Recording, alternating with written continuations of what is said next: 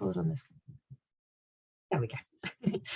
So I'm not sure if Julie had a specific order, and she's still not with us at the moment, but we'll come first to Jane, who's been running a project in partnership with others called Baby Bubbles, which was not funded through the innovation programme, but has been funded through Action Together have supported the funding as well. So I'll hand over to Jane, and Jane, do you want to share a little bit? Yeah, sure. So we got this funding. It was surge funding through Greater Manchester, and it was £30,000 they was offering for us to come up with a project to support mums who'd had babies during the pandemic. And even now on the news yesterday, I was hearing how badly these babies have been affected because there was no socialisation. Nurseries are saying now that the young ones that are 1 and 2 don't recognise facial expressions as well as they should do, because they just wasn't engaging with people during the pandemic. So we put together, very short notice, a consortium with ourselves, Home Start, Bernardo's, Psychology Beyond Psychology, and Action Together supported us, even though they didn't put in for the funding. And Sarita from the Mental Health Service in Rochdale was really supportive in it. So what we did was we put in, we didn't split it £10,000 each, it was split equally. So Bernardo's wanted it for a translation service to work with mums and babies, and ourselves and Home Start was more similar in that we wanted to run groups, quite low-key, gentle groups, to get them in, to meet with other mums, to discuss what had happened during the pandemic and, the impact upon the baby. And a lot of these were young first-time mums who'd had to go through the birth on their own. They hadn't had a partner with them, and it'd been quite traumatic. So we had a member of staff here to do it. And the funding we put in for, we applied for to do 2 sessions a week, 2 hours a week. And it was reasonably successful. We hit our figures. I think we did just over 10 mums, which doesn't sound a lot, but it was only 12 weeks we had to do it. And they came along with the shared experiences, and we trained up the staff. We had some really good training through Bernardo's mainly, and we had some volunteers who came in to support as well. And the volunteers that we got were really good because it was foster carers, one who was fostering a baby, and one who'd had a baby during the pandemic. So it was really hands-on. Since then, that ran till December. Since then, we've had some funding of Action Together through a different course of money, and that continued it until the end of March. And I've not actually told Kerry, but we've just applied now to Greater Manchester. The initial surge funding have got some funding left over. So there's a chance, we put it in, and there's a chance we could get to carry on. It's in the hands of the gods now. So in a nutshell, that was it. Thank you, Jane. And hopefully that legacy of the training and the volunteers will carry on, even if you don't get that funding. Fingers crossed you do. I hope those gods are good people and not gods. But yeah, well done. And it was a really hard project, wasn't it? Really hard to it was hard because it was new to us, and we had to do it. We had to put the application in, we had to write it in a week, submit it, and start it like the week after. Okay. So I'm sure if people are interested in that project, Jane will be able to send some details, and particularly if it restarts again, Jane, we can use this group to share those details with people. Brilliant. Fab. Okay, I'm going to leave now. That's okay. Holly's going to stay on representing RCT. Thanks a lot. Thanks for the invite. I've got to work out how to leave now. Julie, I don't know if you had a particular list. We just started with Jane because she's got to leave. No, we didn't have a list. We said we would just go around the room and do it that way in the end. Sorry. That's right. If anyone else needs to leave a bit early or anything, maybe just pop it in the chat and we can come to you. But let's go to Holly because she's just taken her microphone off. I was just here because I didn't realise that Jane was in it. She rang me 10 minutes ago and said, "You do know I'm in this meeting." I was like, "No, Bev asked me to attend." I just wanted to add on the back of what Jane just said. I think we're running a lunchtime learning session with the staff. So if anybody wanted to attend, it's an hour. I think it's the first Wednesday of every month. And I'm sure the June one is all around the baby bubbles and child development. So if anyone wanted to pop along, I'm sure Hannah, who facilitated the group, wouldn't mind. That's really kind. Did we do that through you, Holly? yeah, just my email address is in the chat if anybody wants to come. So yeah, updates from us. I'm trying to think, what do I need to tell people about? Can you skip to somebody else and I'll come back at the end? I'm like, right. Of course. Let's come to Deb. Hi, Carrie. Morning, everyone. We were very lucky to receive 2 small pots of funding through the Innovation Fund. I'm going to talk about both projects, but I'm just going to do top notes rather than diving down into much detail. I say that and then I'll yabber on. So the first project that I wanted to just update on was something called Everything is Connected.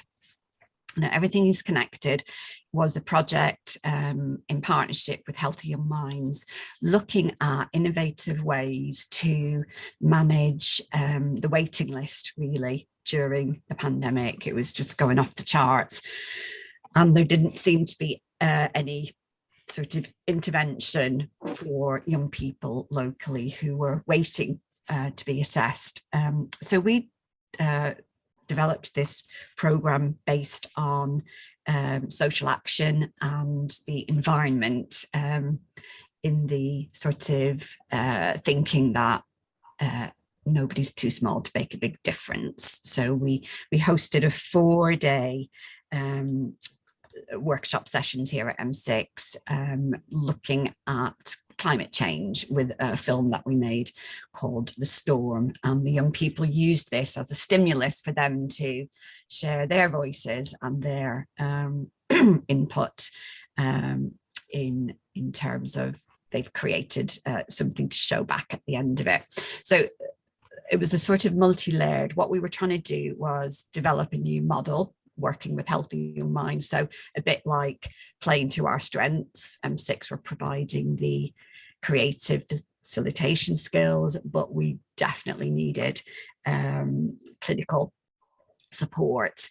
And that's where Healthy Young Minds, Jane Ward Hayes was our partner in this. And really the top notes from the project were that it was highly effective in terms of a partnership creative intervention working model.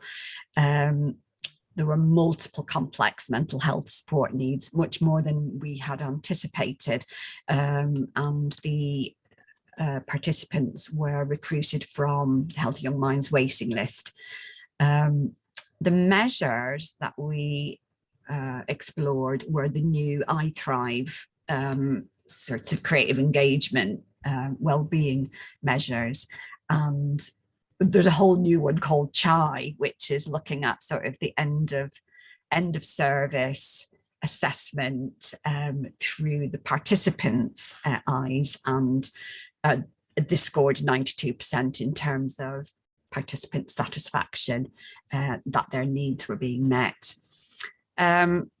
So that was really good. We got to test the model. The pathways that we created through the intervention were really strong. One of the young people joined our youth theatre and is performing in a production in June. So please keep an eye out for an invitation. And that was that was a significant development for that young person. And the other participants were signposted to all the brilliant array of creative interventions locally at Skylight and Cartwheel and Touchstones and etc. So obviously this is part of our outreach, working with specific groups of targeted young people, and our intention is to recreate this in some way in the years ahead, including this year. In terms of our second project, it's called, there's a bit of a bubble theme called Speech Bubbles, and that is a speech, language and communications intervention model. And we worked with Belfield Primary, whose their head teacher, Margaret Farrell, was advising us that their children, a bit like what Jane was saying, had suffered significantly because of lockdown and isolation, and their speech, language and communication was way behind.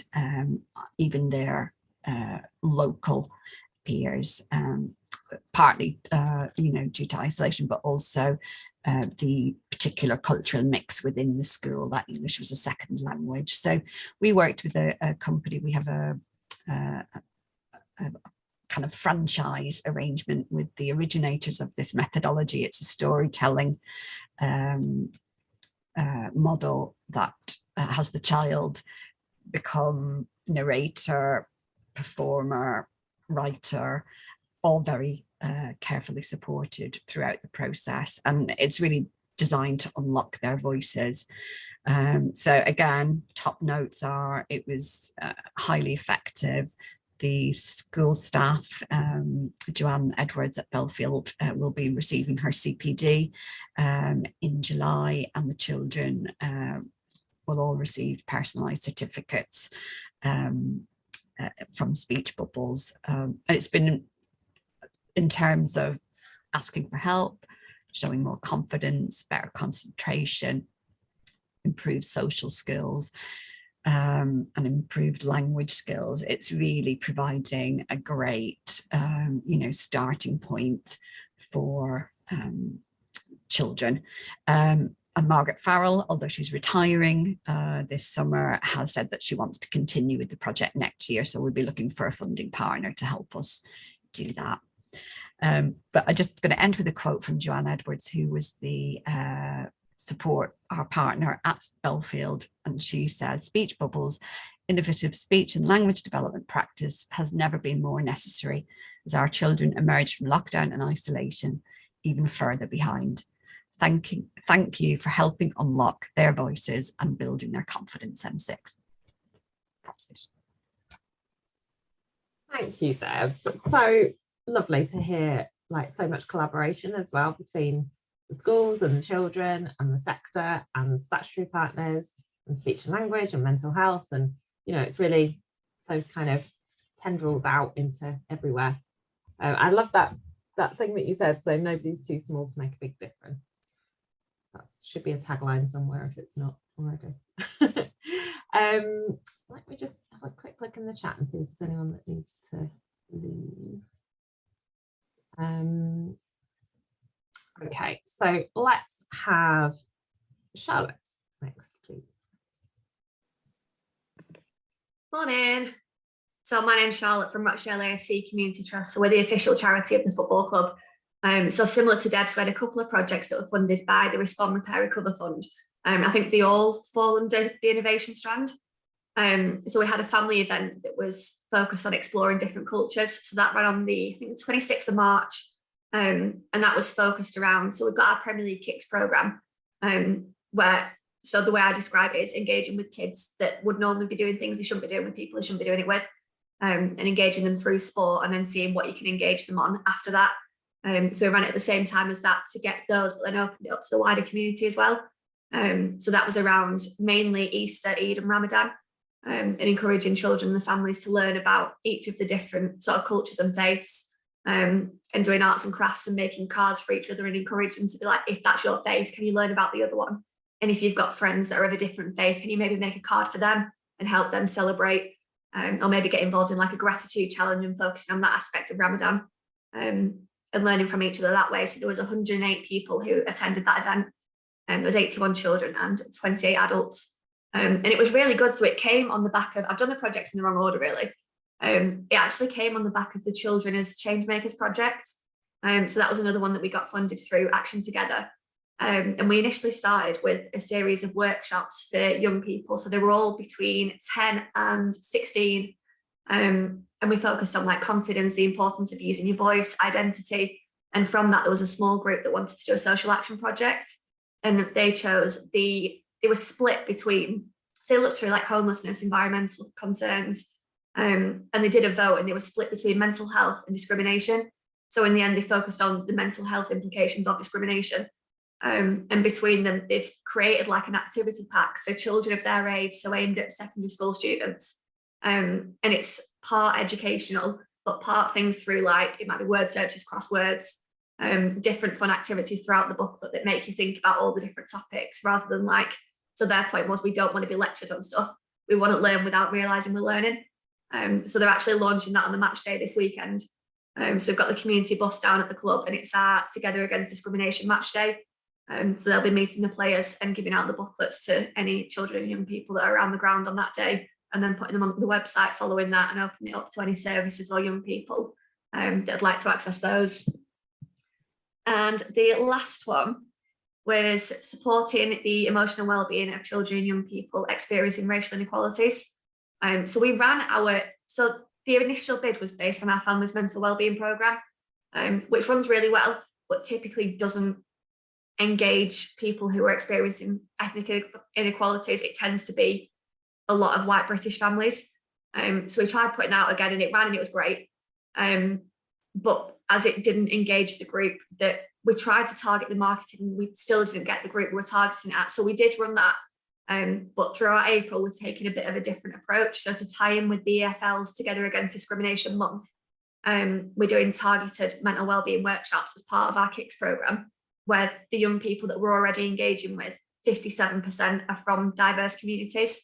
So we're using sport to engage them in delivering mental wellbeing activities on the back of that, but encouraging community cohesion and getting different communities to learn from each other and sort of look at what some communities might experience but others might not, and how you can help each other through being an ally, and the different aspects of that. So that's us. Amazing, thank you, Charlotte. Great numbers there as well.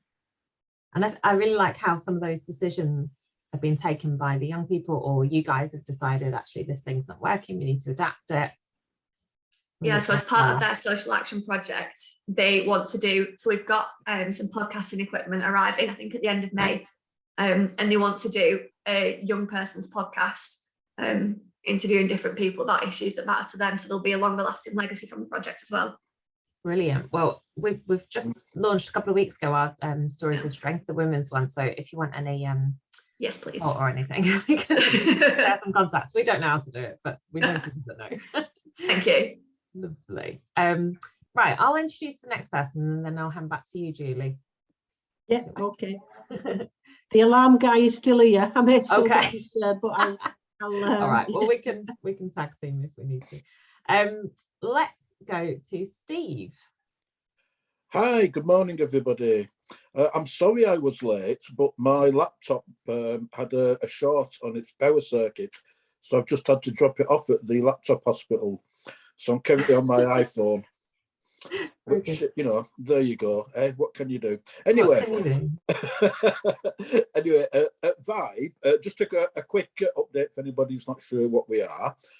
We're funded by mainly by the CCG, and we work with young people to help them build resilience to the challenges they face in their lives through creativity. So we've currently got, we've engaged currently 28 young people. The youngest is 10, the oldest is 26. And we've got 6 artists who come in over 3 sessions a week to work with them. By artists, I mean the whole spectrum of the arts. So we've got a guy who's a working session musician. We've got a professional filmmaker, as well as visual artists, a singer, you know, all sorts of different people. And basically the artists come in to follow what the young people want to explore in terms of developing their own creativity. The money received through this project was to help us develop and set up what we are calling Vibecast. And that is a little video unit where we produce our own films where young people can share, if they so desire, and celebrate their creativity through our in-house videos. The first one that we produced was about painting the shutters at the front, and it's a 9.5-minute video that's now available for people to see. It's really useful in as much as the young people talk about it themselves. So it gives anybody who's not sure what we do a flavour, because young people just say, this is what this project's doing for me as part of the video. We're currently at a situation where the legacy is that we've now got a 3-year contract with the Greater Manchester, who are taking over from the CCGs. And we're currently going to continue with the 3 sessions and look for funding to take that on. But Vibecast is now established and it is going to continue. We're currently making films, they're a little unit of the young people. and the young people are saying what they want their films to be. And we are going to go to Youth Music to talk to them now about another part of it, which is sound tracking, because quite a lot of our young people are getting interested in making soundtracks to video games and to videos. So we're looking at tying the two things together so that our young people that are into music can actually start developing soundtracks and learn how to edit that into a visual image. So that's like the next project that was made possible by what we got from this project. On a wider picture with Vibe, we are receiving lots of new people nearly all the time. There are people just coming in off the streets because the mates have told them that we're there. But we've also got Hotwood Hall now, who are finding that they've got quite a lot of students who need a lot of support that they can't give them through a scheduled course. So what they're doing is they're referring them to us and coming in with them and introducing them to us so that we can help them develop at a slower pace, to do things that are more fun and that aren't being measured or weighed or are on a particular schedule, because they develop, you want to call it a curriculum, it isn't, but if you take that analogy from education, the curriculum's designed totally by themselves. They're in complete charge of it. They're in complete charge of when it starts and finishes, how long it takes. So the whole thing is a different experience for young people, putting them at the centre. The offer is there for us to work with any young people or organisations in this group to produce a little video if you would like to do that.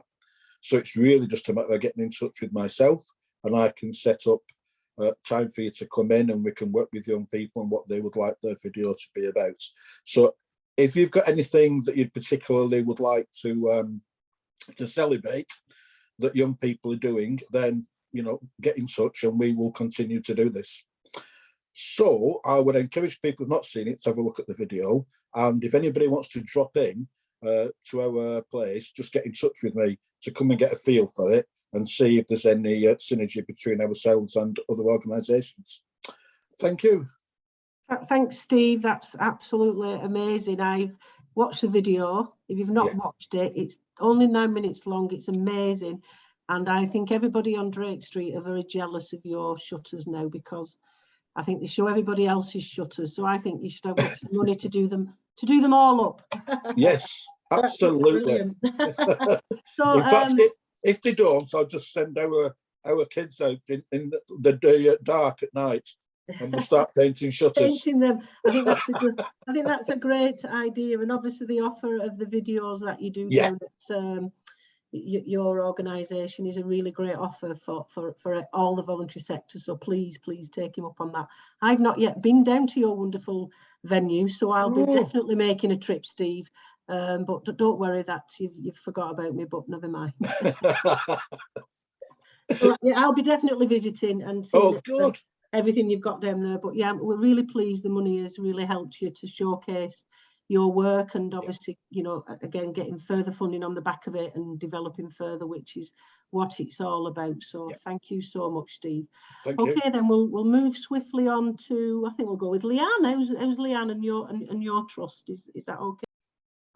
Yeah, brilliant. So hi everyone, my name's Leanne. I'm from Your Trust, formerly known as Link for Life. So I'm just going to quickly talk about two particular projects that we've had some funding for. One of them is around tackling holiday hunger. So some of you might already be aware, we've been tackling holiday hunger since 2016 on a project that was called Fit, Feed and Read. In 2021, the Department of Education launched the Holiday Activity and Food Programme, or HAF, which was to fund activities during the Easter, summer and Christmas holidays for children on benefit-related free school meals. We obviously think that it's important to do it across every holiday. So some of the funding that we received allowed us to extend this provision into the October holidays last year and into February this year. And we work really closely with professionals from like early help, schools, social workers and other voluntary organisations to get eligible children onto these programmes. And the activities took place in most of the townships in the borough, at Rochdale, Milton and the Haywood Sports Centre, and we had around 50 to 60 young people and 113 lunches served over that time. So there was a meal, a school standard meal to every child that attended, and we had really lots of positive feedback to say how that the programme had helped them during them holidays, because some of these families are quite vulnerable. We had one particular grandparent who was a foster carer for 4 children, for her own grandchildren, but was foster caring them children. And she said that it was a lifesaver in the holidays because it's so hard to find activities for 4 children to go on at such low cost. And we also worked with the families, not just on the programme themselves, but we tried to work with them to make sure that, so in this particular case, we let 2 of the children come in the morning and 2 of the children come in the afternoon, so that she could spend quality time with them children individually and not necessarily all together where she's got to try and split her time. So we worked individually with families and with children to sort of see if we could get a bit of a balance there for families. So that was the holiday activity and food programme. And then the second programme that we've started to run was with a group of girls from Rochdale Islamic Academy who wanted to improve their physical and mental well-being and build up confidence to take part in sport. It was something that they felt like they just didn't have the confidence to do. So they attended on a weekly basis down at Rochdale Leisure Centre to take part in a variety of sports activities. And then towards the back end of the year, they became part of a pilot project in partnership with the National Charity Street Games and a local organisation called Yoginis to test and trial a yoga and mindfulness programme for 14 to 25-year-olds, and with this particular cohort of young people as well from a BME background. And the aim was to improve wellbeing and resilience. 93% of the participants involved in this pilot programme reported an improved mood or increased energy levels after taking part. The pilot was actually evaluated by the University of Stirling, and what it's hoped to do from now on is that it actually builds a training course for other workforces across the country. So this group and a group from Anfield in Liverpool were the 2 pilot projects, and hopefully moving forward now they'll evaluate this programme, they'll build a workforce programme that could then roll out to other companies across the country and other organisations to be able to deliver something similar to 14 to 25-year-olds. On the back of that, the girls fed back that they'd like to continue to build the confidence, especially in sport and leisure. It was something that they felt like low in confidence with. So they're now embarking on a level 2 Community Sports Leadership Award with us, which will finish in May. And this is what some of the funding has helped to fund. The girls reported that they'd like to see more coaches from a similar background, similar cultural background reflected in the sport and leisure industry, and just felt like they just don't have the confidence to be able to do it, or the self-esteem to be able to do it. So we're working on building confidence through a leadership award using the Sports Leaders UK level 2 to be able to do it. And like I said, they'll finish in May 2022. Fantastic. They had 2 really great projects there. The holiday activity project is still going strong, and I don't know if you want to quickly mention about the Easter programme and drop something in the chat, Leanne, about that, because the Easter programme is happening right now, isn't it? Is that right? Yeah. So the holiday activity and food programme for Easter, so that's a much bigger programme because obviously it's been funded through the Department of Education. So there's around 60 organisations across the borough delivering activities. I think it's to reach around 4,000, 5,000 young people, and there's a website which I'll drop into the chat, which you can go on to, and you can see the activities that are have still got some spaces left. But after the Easter holidays, funding will then open up again for the summer. So if there is anyone that wants to put on activities for the summer holidays, there is some guidance around it being on 4 hours a day for 4 days a week, 4 weeks of the year, 4 weeks of the summer. But if you can't do that, then it's fine. Still try and apply. Or alternatively, if you've got young people that want to come onto the programmes, then again, probably about 4 weeks before the summer holidays, the activities will go live again. But I'll drop the website in there, and also Scott Hardy's contacts who manages that.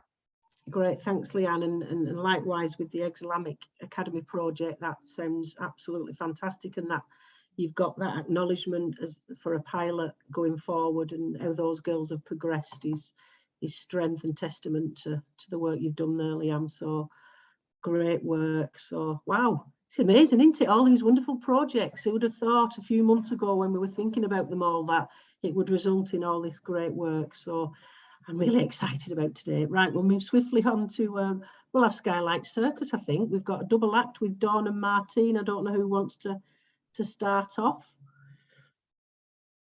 I'll start off, I'll go. I'm Martine, I'm the creative director at Skylight Circus Arts. We do all things circus in our circus school in the centre of Rochdale, from very young children to teenagers to adults, even through to much elders in our silver circus as well. So I'm going to tell you a little bit about what we did with the funding that we got through the Innovation Fund, which was brilliant, because I know listening to so many other people talking about the work that they've done, it really enabled us to explore some really good partnership work that had actually been a couple of years in the making to try to make happen. And it allowed us to follow up on some really good links and some good work we'd made previously, but to be able to do something we really wanted to do. And reflects back in, I know what Debs, what you were talking about working with people and young people around speech and language and what's happened all through the pandemic. And some of this work has come about through us working with Early Help in Schools, who had helped us to develop some work with refugee and asylum families, and it's built on a project we did last year that was called Circus Globe, that worked with young people and also families and some very young children from refugee and asylum backgrounds. So the piece of work that we did, I suppose, builds on the Circus Globe, and this piece of work through the innovation funding enabled us to work with a group of who were all actually young men, so unaccompanied asylum seekers in Rochdale. They were 16 to 18 years old. So the partnership was built through ourselves, and also was working with Beyond Psychology, and we partnered with DePaul. So DePaul are a UK charity that supports homelessness and also about independent living and potential. But in Rochdale, their focus is working with unaccompanied young people, and they run Statham House, which is a 10-bed project where young people live and are supported.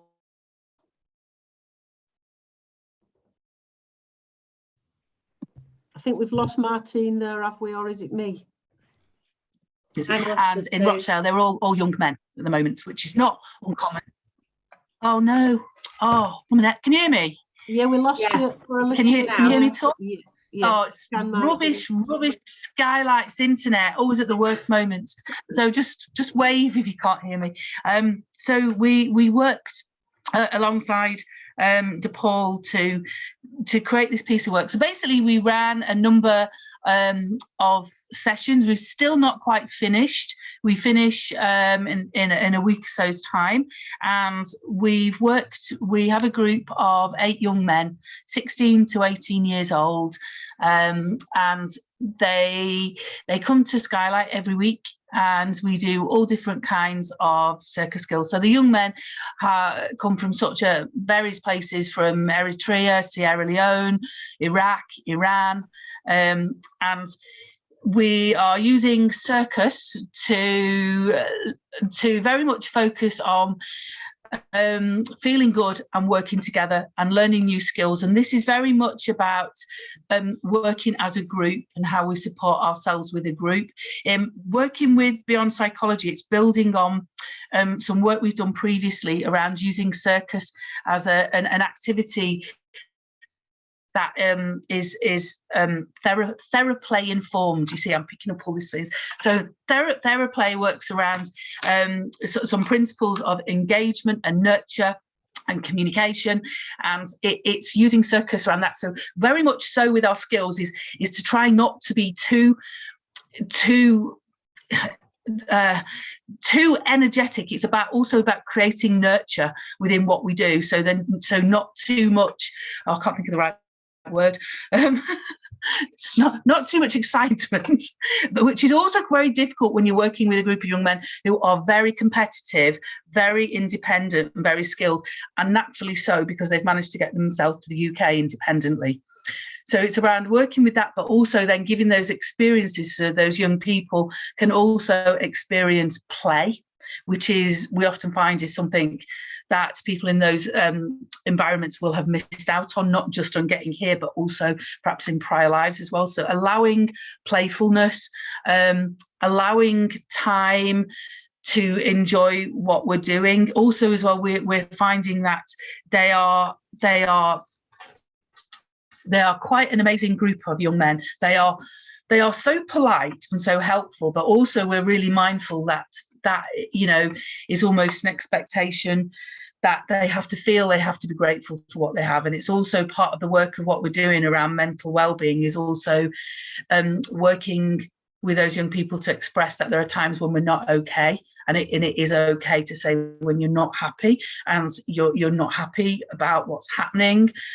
So we look at how we describe what we're doing and how the session has gone, so descriptors of how we are and how we feel, so we can link those emotions to what has happened.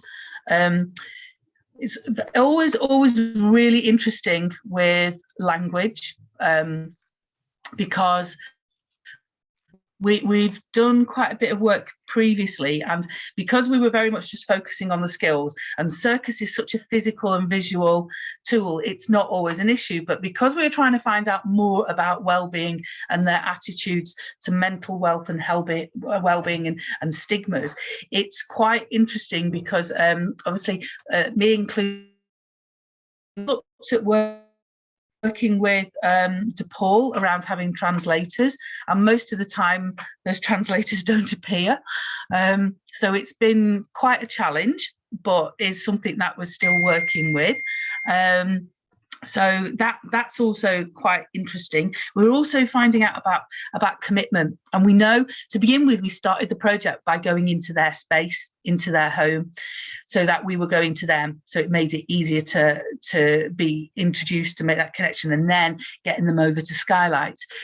We have got a good core group, and we have all of those 8 people, but there tends to be quite a bit of dipping in, dipping out, and from the feedback of working with a group, it's often an issue around commitment from a group of young people who their world is not stable. Their world is really fragile in terms of where they're going and what's going to happen next. So we're realizing it's, to make that work, we have to allow that being able to dip in and dip out, and that's also something that we've kind of thought about a little bit about those wellbeing services. So a lot of these young men are also supported by DePaul in terms of their well-being and sort of advocacy work as well. And we're kind of finding out that at the moment they are quite well supported, but as soon as they become 19, they move into the adult world of asylum seekers, which is a completely different than the child supported world, and that's when we get the feedback from them. That's when it becomes very, very difficult, and that's when they're not supported. We're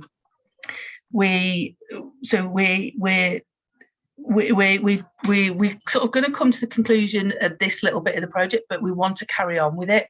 We're also aware that whilst with some of the other refugee projects before, where we've been able to introduce the young people into our other groups, into our other youth circuses or some of our other sessions,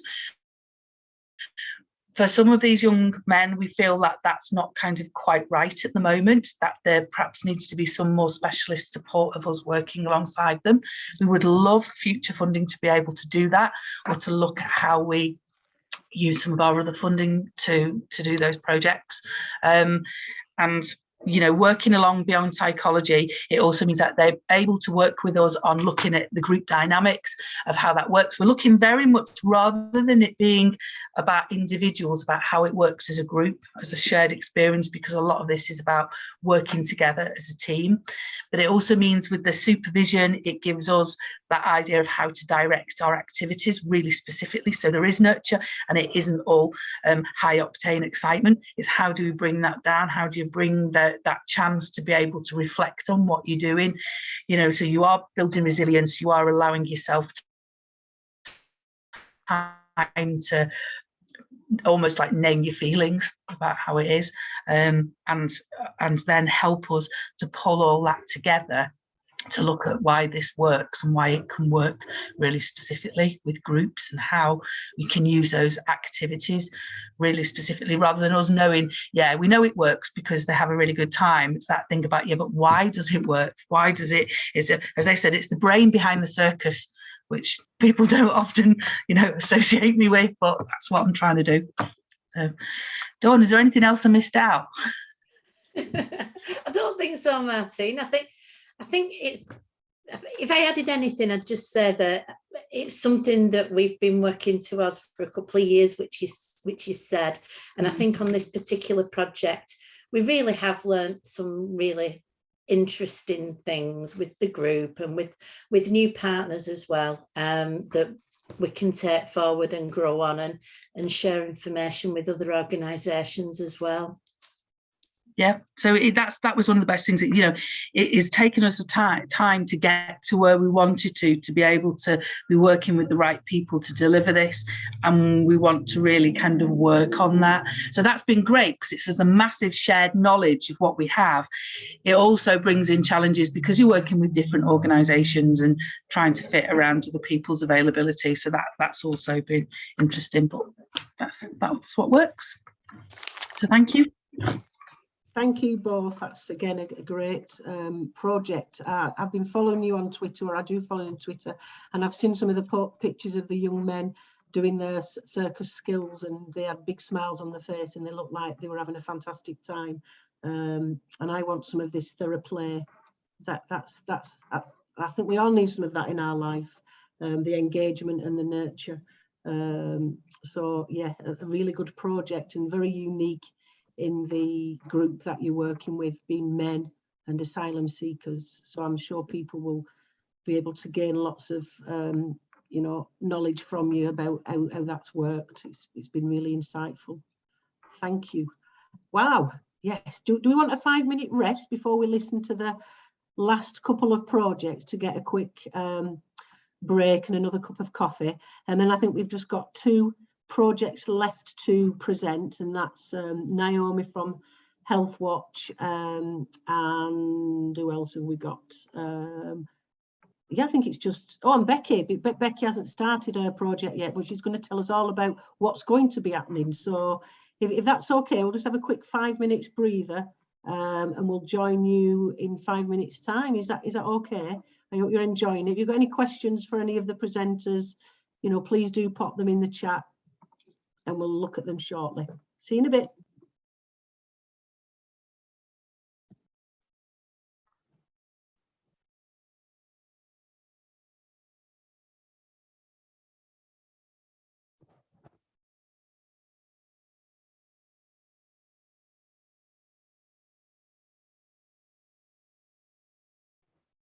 Again. Welcome back, everybody.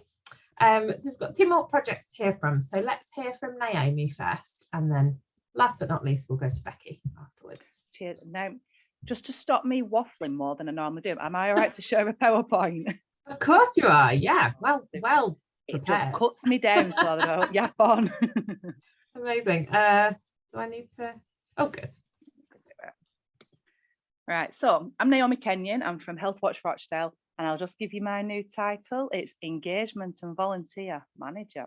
So it's a bit of an upgrade from Volunteer Engagement Officer. So I've been upgraded a bit. So at Health Watch, we run 2 different projects as well. So we run Youth Watch Rochdale, which is for young people aged 13 to 18. And we also run alongside the Rochdale and Older Maternity Voices partnership. One of the key things that Health Watch does in general is gather feedback. That's our thing. That's a bit around health and social care. So we've got a number of projects to update on today. So one of the things was from the children and young people thing is around gathering youth voice.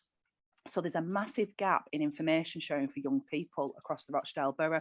My young people tell it me all the time on Youth Watch. How do I find out about this? How do I find out about that? A lot of young people don't know about certain services, or they don't know where to go about a certain topic other than your general Google. And sometimes if you put in Google, absolutely anything can come up. So they did tell us that they do use the internet a lot to search for things, because they just don't know where to pick up leaflets. And because of the COVID pandemic, posters and leaflets and them sort of like physical things what normally they get weren't being given out anywhere. They told us that one of the main 3 things that they used was Google, Instagram and TikTok. And I'm no expert on TikTok, but apparently on TikTok they have like subgroups of things. So they have things for mental health and well-being, they have things for how to cook, you know, so they have different topics on it.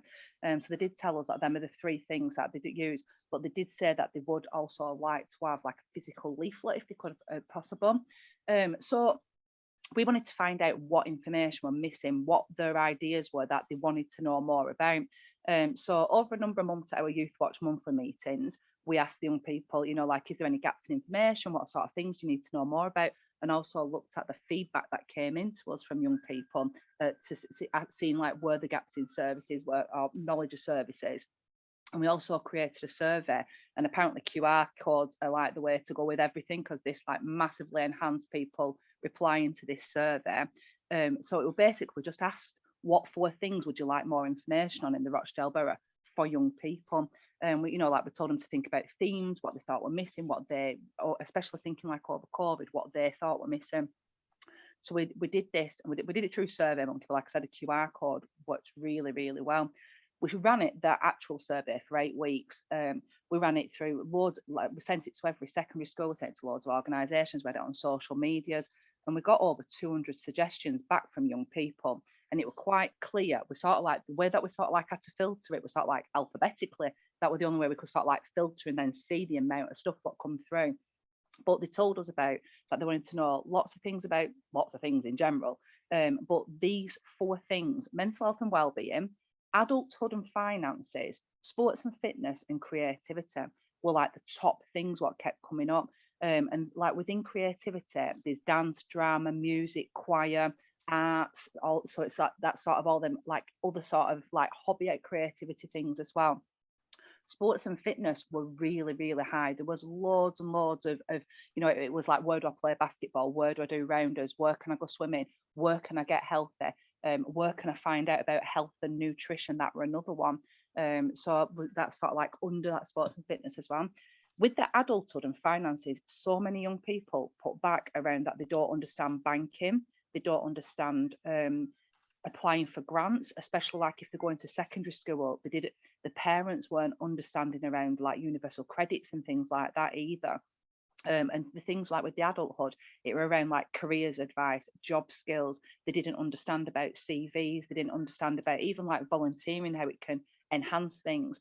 And the mental health and wellbeing just covers, you know, like the general stuff. But on top of that, they also sent things, you know, like some of the responses was that they wanted to know more around how to report hate crime. They wanted to know how to report or do the disposal of guns and knives, which I thought was quite an interesting one. Some was asking for advice around domestic abuse. How do they report it?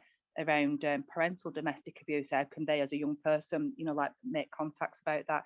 A lot of people have asked around environmental issues locally. They wanted to know about like what Rochdale's recycling policy were, or what Rochdale's carbon footprint was for things, and what the take is on modes of transport. And also there were quite a few things around cooking, what came up, but nowhere near as high as what these 4 main topics were. So we asked a number of schools or organisations if they'd like to sort of like work a bit further with us on this. And we got a response from Brownhill Prue Unit, which is up at Heights Lane. It's near Fairlinch Park.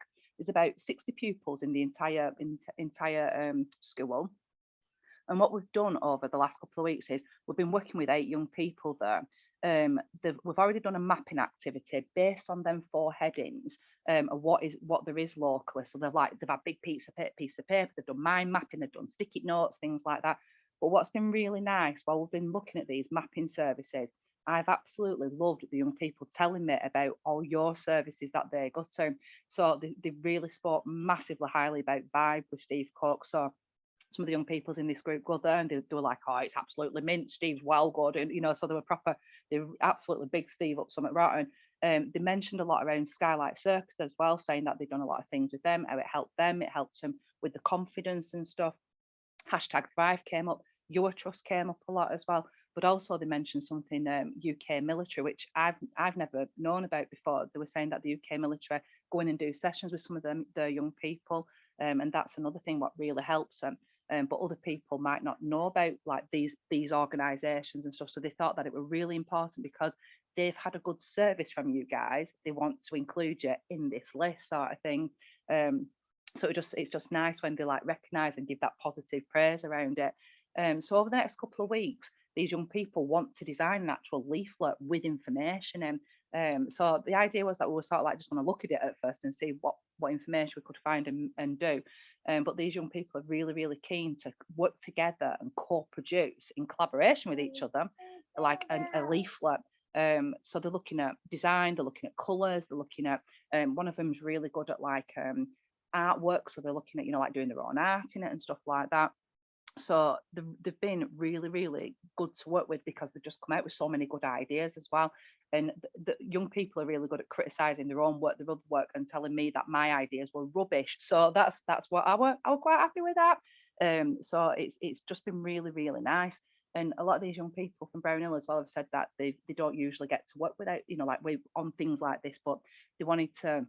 They were like, will everybody see it at the end? We'll be able to put our names on it. So it's sort of like giving them a sense of pride in something as well. So this is ongoing for the next couple of weeks. We've got a couple of more sessions booked in. We're looking at booking the computer room out and stuff like that.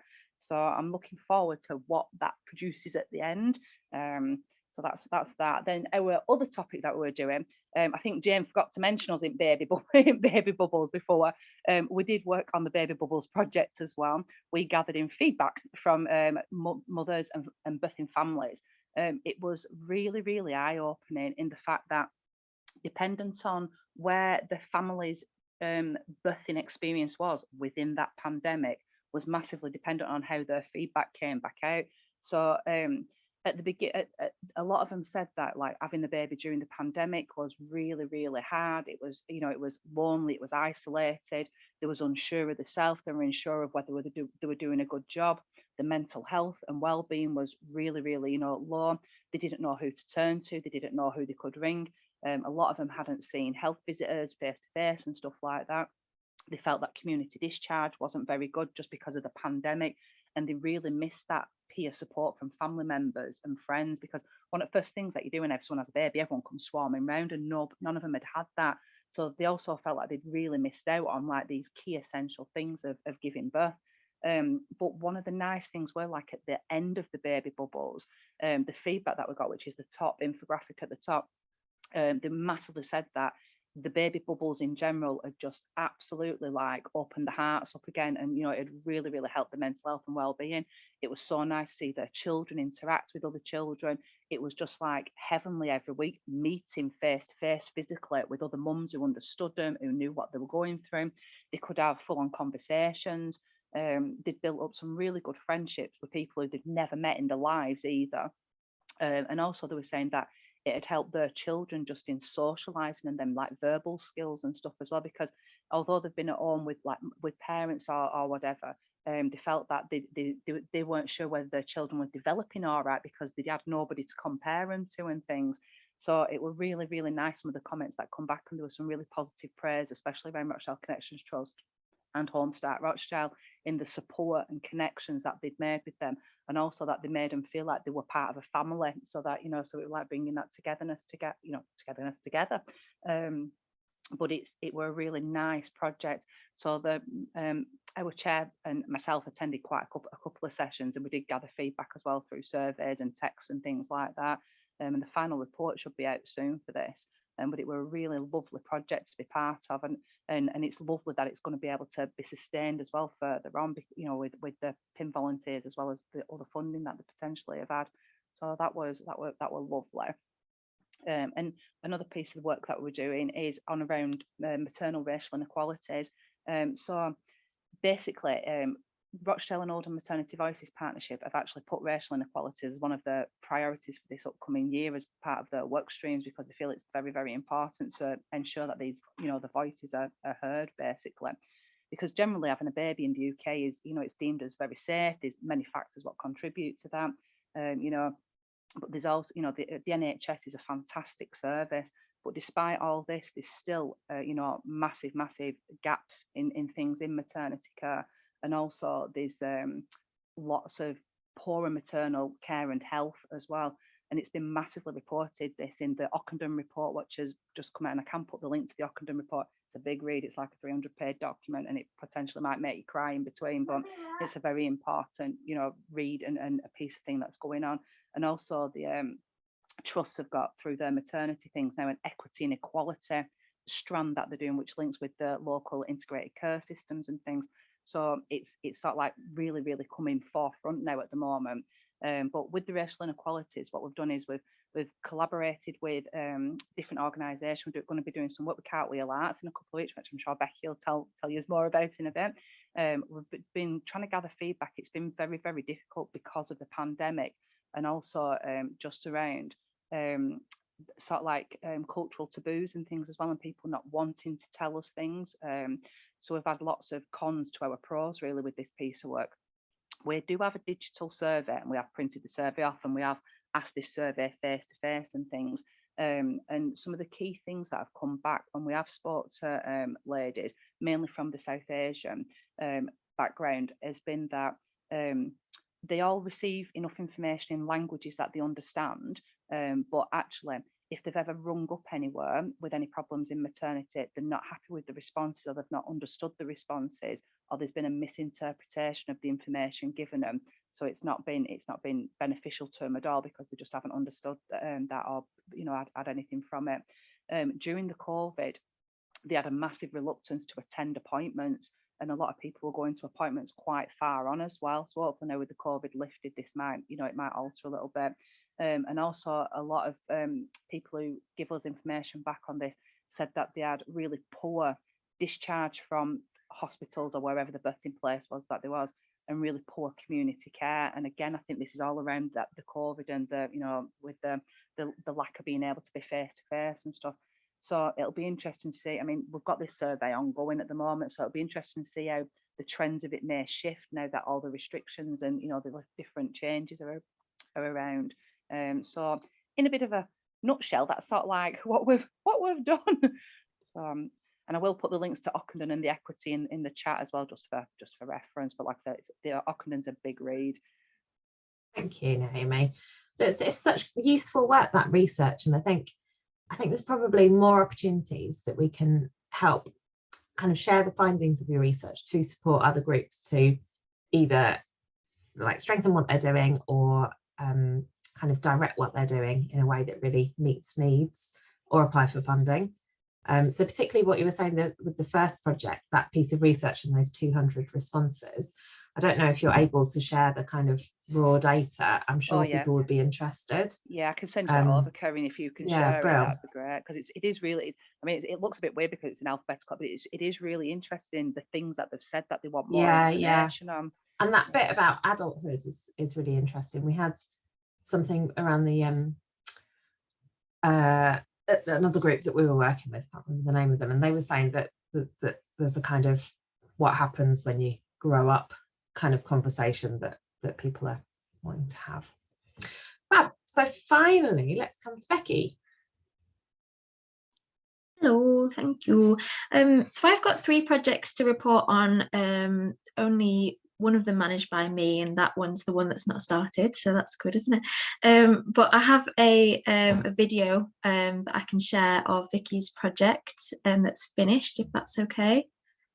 Yeah, cool. That's a better way of hearing about it, I think. Is there something that we need to do to make it work? Yeah, probably. I can't remember how to do that. Can you see it at the moment? Yeah. Okay, you should be able to hear it. I've enabled the sound sharing. All right, cool.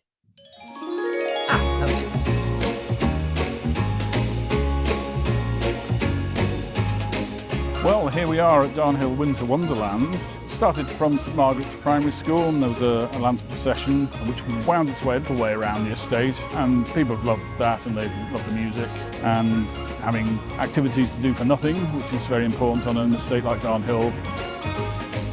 This is the largest festival we've done for many years, and it's fantastic to have a big crowd here. It's been really wonderful to see so many of the community come out and celebrate and join in, and I think it's really important organisations like Cartwheel are at the heart of local communities like this, and that everything is accessible and really exciting. You can see that the children are really excited by what's on offer as well, and the stilt walkers, and I think reindeer, yeah. I think it's really important that communities like this see that they can be invested in and they can have sort of these really exciting opportunities. So it's been a great first introduction. It's been brilliant. It's so nice to see people coming back together and celebrating and connecting.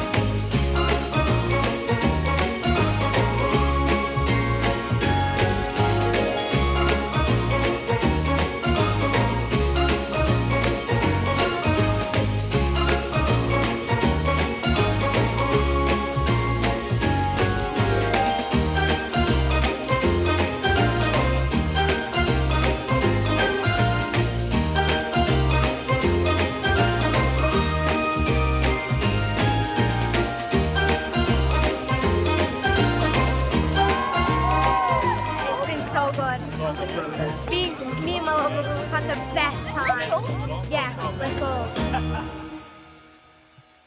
Oh, that was so good, Becky. Cute video, isn't it? Yeah. So that was Vicky's project with this innovation fund. Yeah, so I'll just tell you about another one that's finished, and again I'm going to use my screen sharing capabilities here to show you some pictures. So this was a programme to support emotional well-being of children and young people experiencing racial inequalities. And it was inspired by the Luke Jerram's Gaia installation that was in Riverside. There's a lot of text here, but essentially it says that we went through a process of kind of co-producing the project with the children. So Rahela Khan was a local artist who we worked with, and they went through the idea of what home means to them. So they came up with a set of ideas of what they'd like to do. A few themes came out, like game consoles, toys, their pets, traditional cuisine, spending valuable time with the family. And then they made 2 sets of tiles out of clay. So the first set was an opportunity to experiment and play, because as we've heard in lots of these presentations, it's really important for well-being to have that space to just be and make. And then the second set of tiles, they developed a little bit further, and the tiles were displayed at the at Riverside under Gaia, and they were all connected by a thread representing, although that we're all different, we are all connected and bound to one another by an invisible connection, our place on the planet. So a really lovely theme. Just a little bit more about the project here. So 18 children took part, so very busy sessions, as you can imagine, all 8 to 11 years. Ethnicity breakdown there, mostly Pakistani families and some Kashmiri, all Muslim children. We did 4 half-day sessions over the October half term and provided hot lunch. They were all at Deeplish Community Centre, and I worked with Rahela Khan, as well as, 6 volunteers, which is amazing. The volunteer staff at Deeplish are wonderful. So just a bit about feedback. So Suhail, the centre manager, said that this was the first time that efforts were made to display work from the local community and children. It looks so bright, a cultural reflection of children's identity, home and choices. Many children saw this for the first time in their experience, and it will be in their memory forever. So that was a really nice bit of feedback. Helped get the children gain confidence, so that's great to see, and a building of pride of their identity. The young people fed back that they've liked working with new people, because it shows what they like and they can tell them about that they love their home, and that they like the sessions because they've learnt new skills, how to paint on clay. A little bit more feedback here. It was fun meeting an artist. I'd like to be one. We want all of the people we work with to want to be an artist at the end of the session. That's kind of a nice thing for us. So there they are, making away. 100% of respondents felt that the project helped them get creative and express themselves. So a key aim there.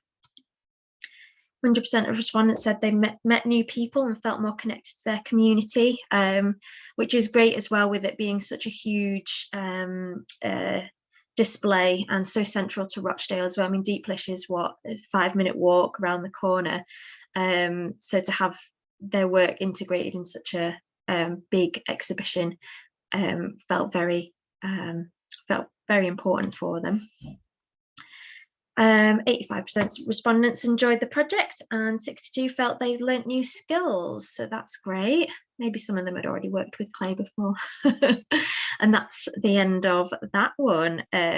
This was managed by Lucy, our another staff member at Cartwheel Art, so we all took on quite a lot of projects for these for this funding. And then last but not least, mine. I think I might share, just because the pictures are cute. So my project is working with 2 to 4 year olds, and it started last year, so it's kind of a development of the project. And what we did was created this big box of creativity. So it was a co-produced resource targeting specifically children and families who are more likely to experience adverse childhood experiences. So we really wanted to kind of close the gap for these children to give them the best start that they can get before starting school. So there's a little bit of school readiness in here. There's lots of confidence building and well-being integrated as well. We worked with 16 children from 15 families, across refugee families, asylum-seeking families, cared for children and their carers, and Gypsy, Roma and traveller families. So this was all last year. We did 24 sessions, including a celebration. There were 6 different languages spoken and a lot more since. And we produced 150 physical packs that have been distributed out. Some more nice pictures. In every session, we provide interpreters where we can. We provide taxis to the venue where people need it, and we also provide snacks. The resource also is very minimal language, uses very minimal language. We didn't think it was really necessary to translate it because it was a resource for children who probably weren't reading at that point. So it's very, very visual and uses a lot of their pictures of them doing things to kind of illustrate the activities to do at home. So we used loads of different types of things: visual arts, music, forestry, theatre, and I can't sing the praises of the practitioners enough. They knew so much about 2 to 4 year olds, of which I know nothing. Well, I know something now, but yeah, their commitment to creating an inclusive and playful environment was really beautiful to see. We used an assessment tool to sort of track the progress that children were making, and we developed a few case studies from that as well. I'm just going to get to so this is the resource that we produced, and it's being handed out over monthly sessions at the moment, with the last one being in May. So that's going out to 150 families, and it includes all of these things: paints, tissue paper, activities, posters, scissor skills, bubbles, a bilingual book, just loads and loads of stuff. These are the scissor skills activities. That was a specific need that came out of the project, that young children need to develop their scissor skills. So the idea for the Changemakers project with this funding is to target those target families again, and possibly look at doing a digital element of this work. So we've done the kind of physical thing, and now we're looking at how we can sort of share and work together in the digital world, obviously taking into account digital poverty and inclusion of digital resources. But yeah, going to be looking to work with all my talented practitioners again to figure that out. So that one's not started yet. We're going to finish off the May session handing out those packs, and then look forward to June, to start in June on that project. So I hope that made sense. Lots of different things going on. That's brilliant. Thank you, Becky. And yeah, great visuals, great photos there. Looks like fab work. Okay, so I'm really glad we've spent so much time listening to everybody's projects. I think it was the most important thing to do in this session. But what we haven't done is had a conversation about what support people feel that they need collectively next. So rather than doing that right now, we've only got a few minutes left. So I think what we'll do is if I show you what we've prepared and then send the link, and if people wouldn't mind filling that in independently, is that all right with people? Okay, so I'm going to stop recording at this point as